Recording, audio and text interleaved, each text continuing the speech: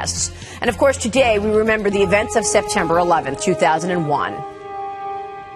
The nation will pause to honor the thousands of lives lost in the terrorist attacks 14 years ago. We will bring you those moments throughout the morning on the Fox Business Network. And first, we want to turn to Dick Grasso. On this day, 14 years ago, you showed such incredible leadership, Dick. Condolences to you. You've got a pin on, basically cherishing our Port Authority, Fire Department, and NYPD.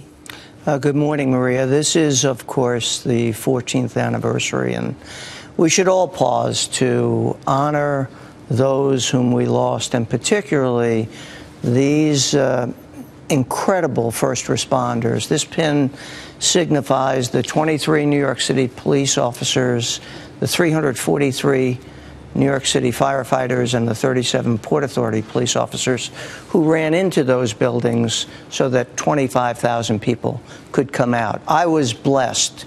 I had 144 people in that South Tower, my entire enforcement division, and they all lived because of the heroic efforts of those incredible human beings. And this is a day that we should never forget their sacrifice. We should honor and celebrate those who walked out, but never forget those who didn't go home to their families and friends. I'll never forget that moment after the dust had settled and we knew that it was terrorist attacks.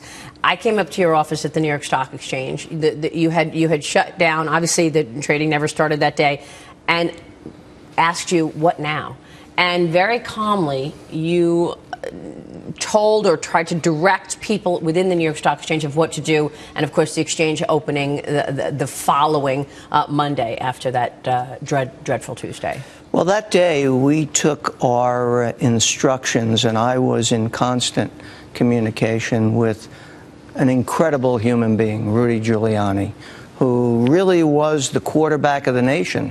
The nation's soul was tested, and Rudy Giuliani rose like a beacon. He told me when I could let people leave the exchange. We had almost 5,000 people on that trading floor, and from the staff that we held in the building, because we were very concerned that additional buildings beyond the first two towers were going to come down. Fortunately, and we were right, number 7 didn't come down until about 5:30 in the afternoon.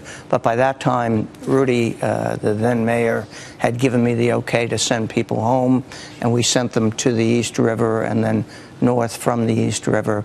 But it was a day of incredible heroics. The fire department, the police department, and ordinary citizens who were in those towers, who were helping one another. It was very hard to know what to say, what you shouldn't say. I was on the air that day, of course, and I remember wanting to communicate to people at home that there were no fatalities within the New York Stock Exchange and everyone was safe, but you didn't want to give away too much just in case the exchange was a target, Gary Kaminsky. Well, I'm just honored to sit next to, obviously, 2 close friends and 2 people that were, we spoke so many times that week, Maria.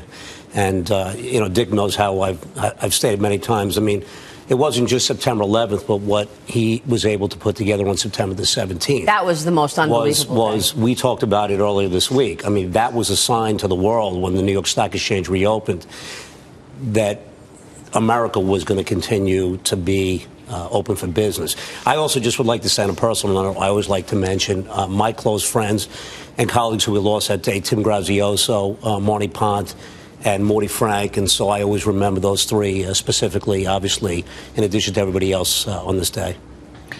I'd join Gary. I had a dear friend in Herman Sandler, the founder of Sandler and O'Neill, who died that day, but I also had John Sanator from Engine 24, Ladder 5, who died, Ronnie Bucca, who was a fire marshal, and so many members of the fire department that I was privileged and honored to call friends who, you know, what people don't remember about that day is of the 343 firefighters who perished, almost 100 of those men were off duty. They didn't have to be there. It was their decision to jump on a truck and go down to the Trade Center. Steven Sillers running through the Brooklyn Battery Tunnel to get over to the towers, and we'll have his race later in the month. It was an incredible day of heroics for both first responders and just ordinary people coming down those stairs. It really was. We're going to talk.